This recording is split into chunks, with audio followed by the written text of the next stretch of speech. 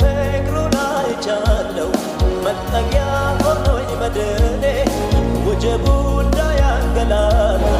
ኢየሱስ ሲቆም ከጎኔ ባወራው ቃላት ያጥረኛል ብቆጥረው የሱን ውለታ እንዲያው ላመስግነው እንጂ በጠዋት ደግሞ በማታ እሱ ነው የኔ አንዲት አባት የባልቴቶች ዳኛ የተጣለብን አይቶ ማያት